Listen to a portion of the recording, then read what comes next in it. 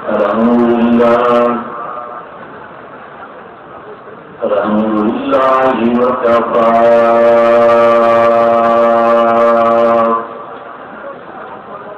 والصلاة والسلام على سيد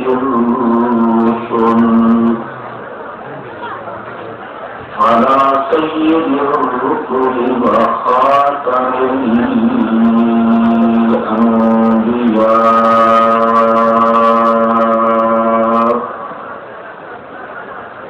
أما بعد فأعوذ بالله من الشيطان الرجيم. بسم الله الرحمن الرحيم. له دعوة الحق. سبحان ربك رب العزة عما يصفون وسلام على المرسلين والحمد لله رب العالمين.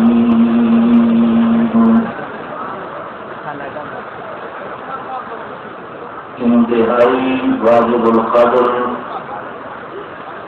معزز علماء کرام، فرزندان توحید و سنت، آج کا یہ عظیم اجتماع خالص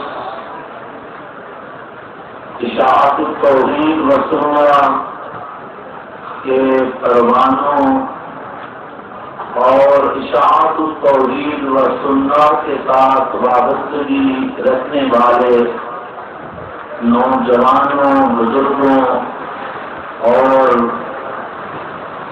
مشائخ کا اجتماع ہے،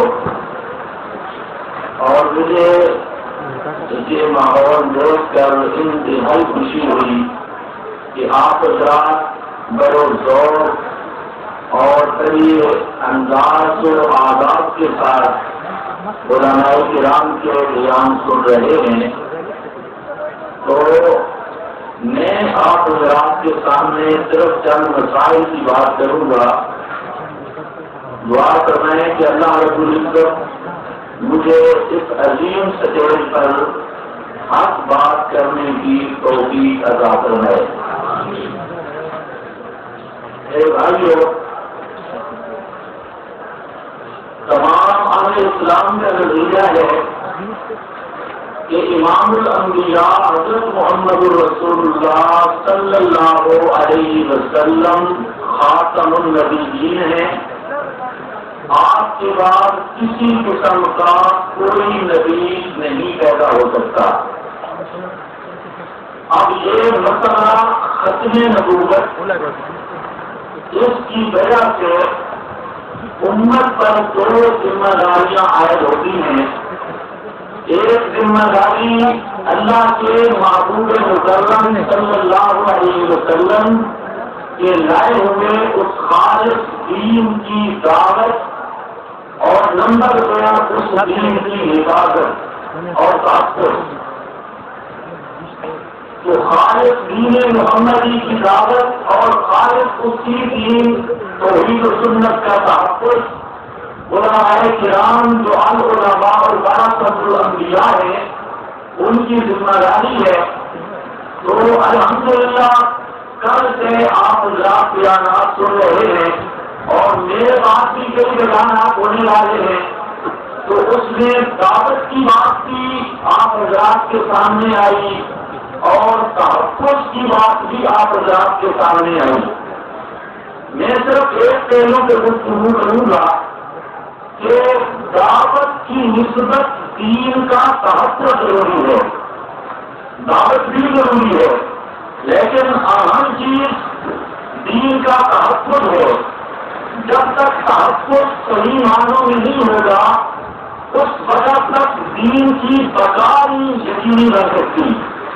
دین کی بقا یقینی بنانے کے لیے جس طرح ملک کی سرحدوں کے تحفظ کے لیے فوج کی ضرورت ہوتی ہے اور فوج ملک کی سرحدوں کی حفاظت کرتی ہے، اگر ملک کی سرحدیں محفوظ نہ ہوں تو ملک کے اندر کا نظام یہ محفوظ نہیں رہ سکتا۔ اسی طریقہ سے اگر دین کے بارڈر اور سرحدیں محفوظ نہ ہوں تو دین کا کوئی حکم بھی محفوظ نہیں رہ سکتا۔ تو دین کی اس تحفظ کے لیے دو چیزیں ضروری ہے۔ ایک چیز جو چیز دین میں ہے اس کو دین سے خارج نہیں کرنے دینا، اور جو چیز دین میں نہیں ہے اس کو دین میں داخل نہیں ہونے دینا۔ داخل کا ہی مطلب ہے کہ جو چیز دین نہیں اس کو دین کے اندر کوئی سمجھنا، کوئی ڈاکو، کوئی چور اس کو دین کے اندر داخل کرنا چاہے تو محافظ اور جو دین کا تحفظ کرنے والا کمانڈر اور فوجی اور عالم اور ذمہ دار ہے، اس کی ذمہ داری ہے کہ غیر دین کو دین نہ کرنے دے، اور جو دین ثابت ہے کوئی ملحد اور غیر دین اس کو ختم کرنا چاہتا ہے، دین کے اس رکن اور اس بات کو مٹانا چاہتا ہے، تو دین کے تحفظ کرنے والے کی یہ ذمہ داری ہے کہ اس ملک کو اسے دین سے خارج نہ کرنے دے۔ تو تحفظ دین کے اعتبار سے جو دین ہے وہ دین رہے، باہر کی چیز دین کے اندر داخل نہ ہو اور دین کے اندر کی چیز دین سے خارج نہ ہو، اس چیز کا نام ہے تحفظ دین۔ تو دعوت کے ساتھ تحفظ کی ضرورت ہے، یہ بات نہیں سمجھ آ رہی ہے؟ اگر یہ شہر پر مارا ہے تو کشتوں میں تقریر کرنی ہے۔ تو کم بیان سے شروع ہے اہم اور قیمتی بیان ہے ان کا ذکر کرتا کچھ کا مربوط سے پکڑا دی نہ اہم اور قیمتی مضمون عنوان ہے، اور ان شاء اللہ تفصیلی بیان ہے اور مربوط سے دفاع ہے کہ اطمینان ترقی اور بیان ہو جائے۔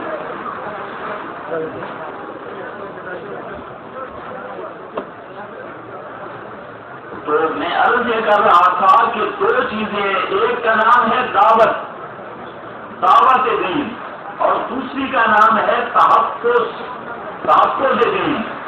ہمارے اکابر اللہ کی کروڑا رحمتیں ہوں، علماء دیوبند اور علماء دیوبند کے حقیقی ورثاء علماء اشاعت التوحید و سنہ اور حضرت مولانا حسین علی رحمہ اللہ کا یہ توحیدی قافلہ جس کے سالار حضرت شیخ القرآن مولانا محمد طاہر صاحب رحمۃ اللہ تعالی علیہ، حضرت شیخ القرآن حضرت مولانا غلام اللہ خان صاحب رحمۃ اللہ تعالی علیہ، یہ حسینی قافلہ اس دعوت کو لے کر نکلا تو اس توحید و سنت کی دعوت بھی انہوں نے دی اور اس کا تحفظ بھی کیا، اور جتنے چور اور ڈاکو تھے وہ اپنے روح بدل کے آتے رہے، کوئی کس طرف سے آیا، کسی نے یہ بدنام کرنے کی کوشش کی تاکہ توحید و سنت کی دعوت رک جائے اور تاریخ توحید بدنام ہو، اس نے صحبت لگائی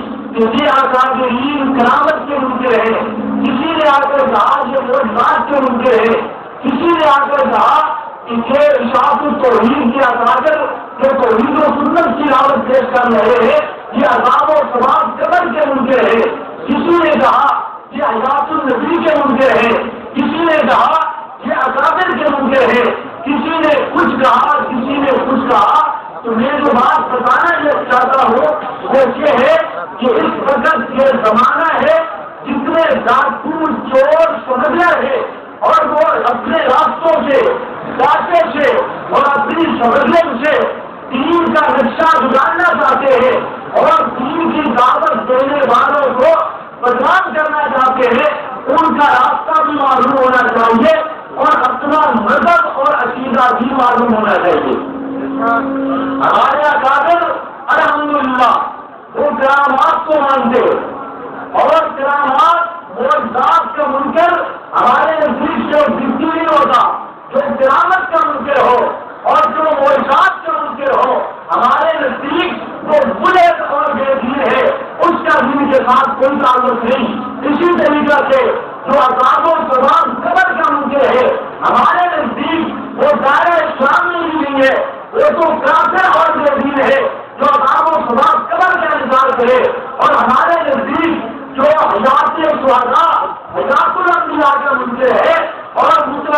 انکار کرتا ہے اس بے ایمان کا تو اسلام کے ساتھ بھی تعلق نہیں. تو جھوٹ بولنے والوں نے، ڈاکہ ڈالنے والوں نے سریت سے جھوٹ بولا، عوام کے سامنے سر قرآن پہ اٹھائے، قرآن سر پہ اٹھائے اور ہر جگہ پہ یہ شور بجایا اور شور ڈالا کہ شاہد توحید والے یہ عذاب و ثواب قبر کے منکر ہے. کسی کو کہا یہ حیات النبی کے منکر ہے، کسی کو کہا یہ قیامات اور حیات کے منکر ہے، کسی کو کہا یہ معجزات کے منکر ہے، کسی کو کہا یہ اکابر کے منکر ہے، کسی کو کچھ کہا، کسی کو کچھ کہا. اے دوستو، یہ ذمہ دار سٹیج اور ہماری جماعت کی عمارت کا سٹیج ہے اور انتہائی ذمہ دار سٹیج. اس پر میں بالکل واضح لفظوں میں بتا دینا چاہتا ہوں، اشاعت التوحید کا مطلب یہ ہے عذاب القبر بھی حق ہے، ثواب قبر بھی حق ہے، حیات النبی بھی حق ہے، حیات شہداء بھی حق ہے.